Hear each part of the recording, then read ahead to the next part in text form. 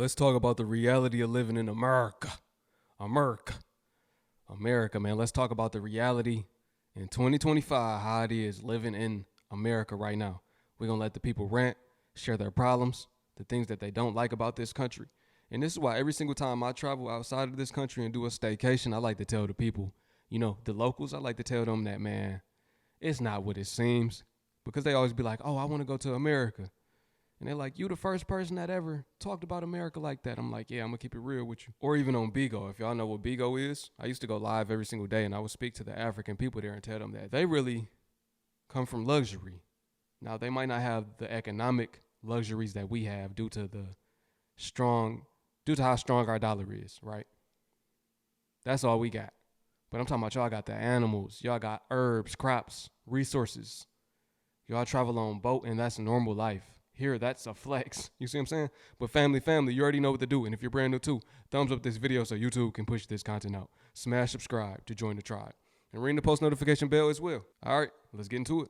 Okay, I only have $40 until payday. I'm drafted negative $180. And what else? Oh, yeah, that's about it. Let's go find some money today. I hope this hits the right audience because this is like real life. So I don't know about y'all, but I currently work full time. I make 80K basically. I don't even actually fully make 80K, but roughly. I freelance and I sell clothes. And it's rough out here, okay? Minus the fact that I am in debt, like, we'll say 90K student loans or probably 85K student loans and a solid 30K credit card. Your girl is drowning. She drowned. I died. So the plan for today is to call around and sell my clothing. Okay, I found a place that's gonna take clothing potentially tomorrow. I have to call them. So stay tuned. Americans live in an alternate reality. You often find people being scared of other countries and other places in America. Moving abroad, the most common thing I get is, oh my gosh, are you safe? In America, you have to step out your door and fight for your rights all the time. Parents are fighting for security in schools so they don't have a school shooter shoot their child while they're in class. That is crazy to me. You're in America. You're in one of the most dangerous places to live. The ideologies, my constitutional right. How is the Constitution working for you? The Constitution was written over 232 years ago by men who would not want to see you here today. Men who believed that women were property, that people of color were property, and who wanted the right to bear arms to control them. You uphold the Constitution for anything that will put money in your pocket or make you feel safer. America's very cultic because Americans believe America is like the safest place on earth. And that's what gets me, man. Every time you turn on the news, it's M1, M1, M1, M1, M1. Y'all know what that is. It's all of these unalivings every time you turn the news on, man. Every single time. I'm talking about where I'm from. We got an Instagram page called Crime in the D. And on that page, if you go down there, you're going to see carjacking after carjacking. You're going to see M1 after M1. You're going to see robberies. You're going to see every single crime possible being committed. You can't even go to certain gas stations at night because you're going to get carjacked, you see? And this is normal to us. We be like, oh, it's not that bad. Now, you just got to know how to move. That's what we tell people. But if you got to know how to move, then that means it's bad. You got to know where to go and where not to go. What time to be out and what time to be in. What time to leave this place, because if you don't leave at the right time, then it might get, you know what I mean? I've been plenty of places, and I'm like, as soon as I left, I'm getting calls like, man, Nathan, up the whole event. Like, I know that's why I left on time. Is anyone else just exhausted of living in the United States? I'm so tired. It's exhausting living here. The constant mental anguish of all the fucking issues this country has that we have to deal with on a daily basis. It's like since 2020, every day is like a fucking nightmare. every day. You wake up and you have no idea what's going to happen, what you're going to be involved in, what's going to happen to your kids, what's going to happen with your health system, if your surgery anesthesia is going to be covered after a couple hours. Lord Jesus, help me. I can't do it, y'all. I can't. I have constant anxiety just because I live in the United States. And I know I'm not the only one that feels this way. I know there's a lot of people that are just like, when is it going to be over? But it's not going to be over anytime soon. And I don't sleep. I have constant anxiety. I'm constantly thinking about everything that's going on, and I fucking hate it here. I hate it here. And I know people are going to be like, well, if you don't like it here, then you can get the fuck out. That's not the point. Because if I could, I would. But anyway, the point is that we shouldn't have to live this way, and things should be better. But they're not. And we just have to deal with it every day for who knows how long. Only God knows how long things are going to be like this. But all I know is people out there are getting tired. They're getting fed up, and things are happening, and it's, I don't know. It just feels eerie. You know what I mean? It just feels like something is on the rise, or that something is going to happen or get worse. It just feels weird out here. It feels scary. I don't know. Am I the only one that feels this way? Am I making sense? Love you. Bye. So I just got off of work. I'm feeling super overwhelmed today. I don't understand how I work for the government, and then I do Uber Eats after work. I'm working 12 to 15-hour days, and I just don't understand. As an American in one of the greatest countries supposedly in the world, how is like food a luxury for me? Like, I don't understand. Like, I work so hard, and I don't even have $1,200 to fix my car when it breaks. And because it did, I had to sacrifice not only food, but my rent is now late. I just don't get it. Like, I just don't get it. I work so hard. So I just got off of work, and now I'm gonna go do Uber Eats until 9 or 10 at night. Oh, I don't ever like to be that girl on the internet crying, but like, how much longer do I have to work 17-hour days, or not work 17-hour days, but be gone? I start work at 7:45 in the morning, and I get off at 4:30, and then immediately after I do Uber Eats until, let's say, 9-10 o'clock at night. And that doesn't even count for the time that I spend driving to get to work. I have to wake up at 4:20 every morning and sit in 2-hour traffic to go to work. I just am so drained, and I have nothing. I have nothing to show for it. I'm starving. I wear freaking sweatpants with drawstrings to work because I don't have money to buy new clothes that actually fit me. And I work for the government. Like, what's going on? I literally can't do this anymore. Oh, this is so pathetic. I hate myself, and I'm still gonna post it because this is what life is really like in America right now. Listen, man, if you from another country and you watching, this is the reality of America, man. Everybody burnt out. Everybody stressed. The people don't even talk to one another a lot of the times, a lot of states. Like, you don't have, like back in the day, you used to could ask your neighbor for a cup of sugar. You know, if you live in a village, you know, everybody might eat together, you know. Everybody might work together, build up the village, build up the community. You could probably ask your neighbor for something if you don't got it, you know. Out here, nah, that's a thing of the past. Maybe when I was a kid, Not even then too much, but that was probably the last time. I know my parents used to talk about that. Everybody would run around, the whole neighborhood would be like a family. Now your family, not even like your family because you don't even talk to your family. You might see them on Facebook or something like that, and that little bit of interaction through social media make it feel like you're really interacting with them.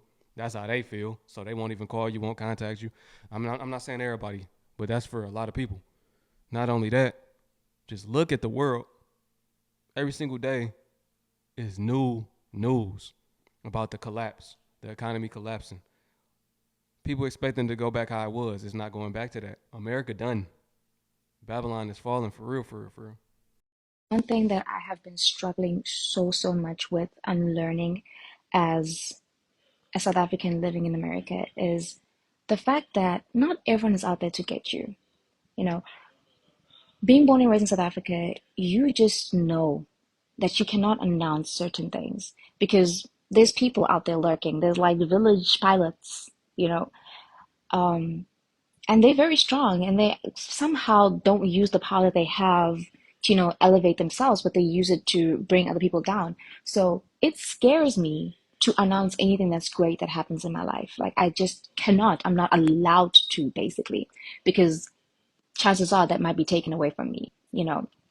And I was seeing this girl that I've been following for a while on Instagram. She recently posted like this big announcement that she's pregnant. It was beautiful. Everyone was showering her with love. We were just there like, oh my God, yes, you know. And I was like, I could never. Like I could never do that. Not because I don't want to, but because I don't have that privilege to post things like that. You know, I would love to. I would love to take everyone on the journey when I'm pregnant. Just be like, oh my God, today this happened. Today I was craving this. Oh my God, my husband did this for me in my beginning. I cannot do that though because I am African. At the end of the day, yes, I'm living in America, but at the end of the day, I am African. And I don't want to say African as in like everyone in Africa does this, but in South Africa, it's a thing. And if you are from South Africa, you know what I'm talking about. You know what I'm talking about. So it makes me sad. It makes me sad that I just have to keep certain things to myself. Like pregnancy, if I get pregnant, I have to, a whole 9 months. I have to hide my belly. I have to, all of that. I have to make sure that I take a lot of pictures before my belly starts showing too. And then the only time I can announce my baby is when he or she is born.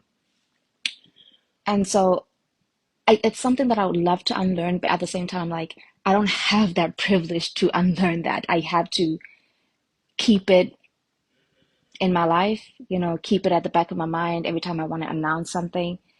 And it sucks to live like that. It really does suck to live like that. But what else can we do? That's all, though. As you were. The reality of living in America is this. You'll work a job and you'll barely get any income from that job.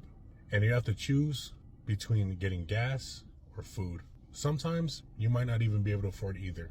Now, before anybody tells me, oh, get another job. One, I don't believe that's the way that life is supposed to be, where you get another job. There's plenty of wealth and plenty of commodities to go around for everybody. Well, that's one. And two, all the jobs are structured the same. You barely make any income, you move along the ladder, you give your life away to the company, and then you retire. And guess what? You're just over broke. Just over broke. For most of us, we're literally one paycheck away from literally being homeless. It's a sad truth. For anybody that thinks, I want to come to America and it's going to be this land of opportunity, sure, it potentially be. But the reality of it is that you just end up falling right victim into the same system. Hopefully, something changes, man, because this just doesn't feel like this is what it's supposed to be. Well, this is why perspective is everything. Because this is what it's supposed to be. Because we are in Revelations. We living through it. Red pill. Y'all know y'all love that, right? But for real, this was all written. So it's going how it's supposed to. It's going according to the Most High. I can't say nothing else. It's not supposed to be like this. I mean, yes, it is. Yes, it is. At this time right now, it's supposed to be like this. This is why you want to leave Babylon mentally. And if you get that discernment, physically as well. I think living in America is a traumatic experience. And elsewhere, there's many problems. But like most things in America, everything's bigger here. it's just really interesting when we see so much going on all the time. It's no rest living in here.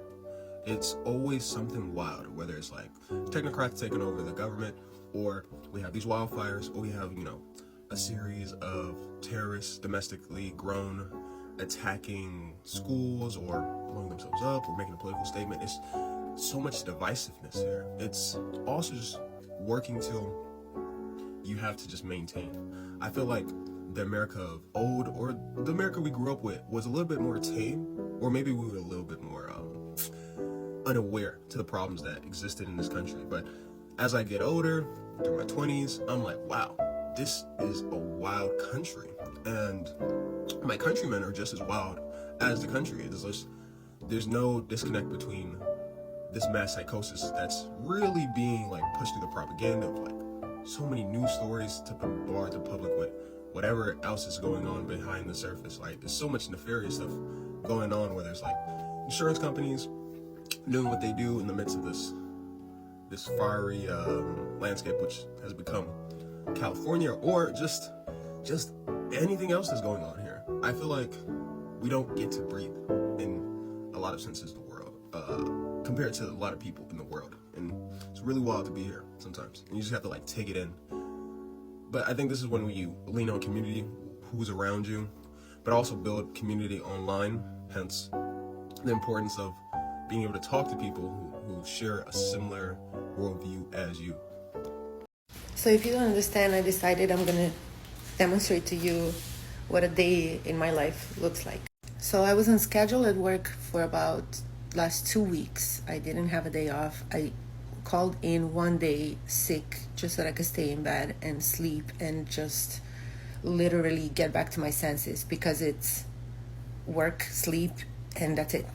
I moved into this new place where I live like at the beginning of January. And because I was at work all the time and I'm alone and I don't really have anyone to help me with anything, I moved my things in, but my mess is still there. This is my kitchen, because all I do is run to make it to work and then come back home to sleep. So if I want to make some nice food, I really don't have time. I just have to rush.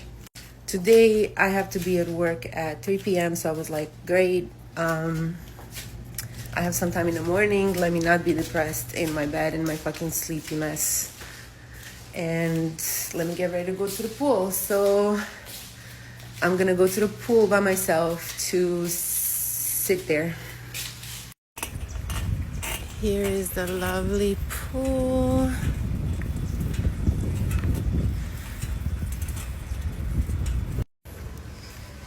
It is completely empty.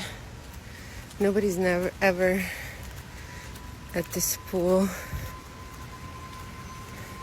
We even have a lake in the back. I'm gonna lie down right here, enjoy my view.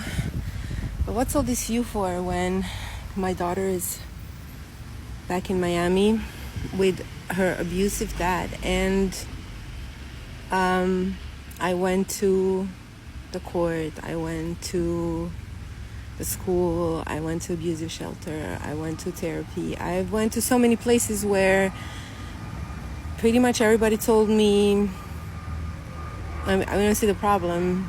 He's a good dad. You should be lucky that he helps you raise your child. What's this pool for me when I literally spent barely any time with my daughter in the last 8 years that I've had her? And shit happens, family things get complicated, I get that, but the response of the entire society to the fact that my daughter and I are suffering is like none. It's nobody's problem. I have the palm trees and the sunshine in January, but I haven't seen my parents in 10 years, and I got married, divorced, abused, lost my child, all sorts of things, alone, completely alone in a foreign place where I'm a ghost and nobody sees me and nobody even cares. That's the thing too. Don't nobody care about nobody. Don't nobody care about what you going through. But when they going through it, they want people to care. That's the mentality of Americans these days. Not all of them. It might not be you. It might not be me. We might have compassion. But for the most part, people don't really care. They'll laugh at your struggles. They'll laugh at your pain. Then they go through it and they want sympathy. She not lying. They'll say, welcome to the real world. You do know that outside of this country, it's not like that. You know, people still are genuine, still have compassion. You know, I remember I went to the Philippines and they didn't understand why I don't got like 200 friends like they do. They didn't understand, like when I say like people not loyal, they not genuine, they don't really care about you. They didn't get that. Like they wanted me to, and they didn't even understand wearing your welcome out. I would eat with them every single day except one day. I was like, you know what? I don't want to wear my welcome out. And they low-key got mad at me. They was like, bro, where were you? We were waiting on you at dinner. Like, where were you? I'm like, you know, where I'm from, my people taught me growing up, like, you don't want to wear your welcome up. Like, so that catapulted into me eating dinner with them every single night. But I wasn't used to it because I was used to the American culture. But it's different in other places. My husband is 26 years old and he has a heart condition. And tomorrow he has an appointment that he is refusing to go to. And I'm doing my best to convince her. But the reason why is because we're still paying out of pocket, making payments on his last appointment that was almost a year ago. And we can't afford another $2,400 bill. On top of that, our vehicles are all falling apart. My Chevy has a blown motor. Our little Ranger, which doesn't fit our family, is literally being held together with a shoelace and some zip ties. And our Jeep is also barely being held together. In fact, the passenger or the driver door doesn't close all the way, and we can't afford to fix that. We had to go in again today and use calculators to get groceries, and it's just that's living in America right now, and it's so frustrating because it's election year, so you're seeing all of the tricks being pulled out of the sleeves to move focus off of where it should be. You're seeing things that at rallies that have never been a part of rallies and should never be a part of rallies. These are political rallies. Nobody should be shaking their ass on the screen. And the freaking monkeypox, and it's all a distraction. And it's like, if you want to know who you should vote for, look at your finances. Ronald Reagan said it. The truth. If you want to look at who you should vote for, whose house are you in right now? And how are you living? I don't know if we can keep living like this. It's getting to be too much. He should be missing incredibly important doctor's appointments that could literally save his life so that we can afford to live. It wasn't perfect when I was growing up, but I miss what we had. What happened to the American dream? This is like real life American freaking horror story. Don't get me wrong, I love being single and I love living alone. It's great, it's fantastic, but fuck, it's expensive. I just spent $600 on brakes on my car, just on the front part of the car, because I couldn't afford all 4 brakes and axles and rotors and whatever the fuck. And then now I just paid my car payment, which is $500, so I just blew $1,100 in like 3 hours, and it wasn't even like fun, you know? Fuck. Sorry, it's just so overwhelming. Like, you work and you work and you work and you work and you work and you work, and it's just to pay off like your basic necessities.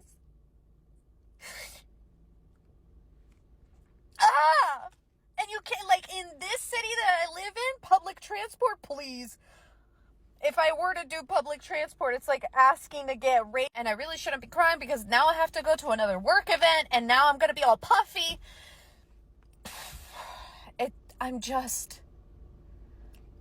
Living is so expensive. Just keeping yourself alive and floating is so expensive. And what I was saying before I was rudely interrupted is if I were to take public transport here, especially for my job requires a car. I have to have a bunch of shit that I have to lug with me for work.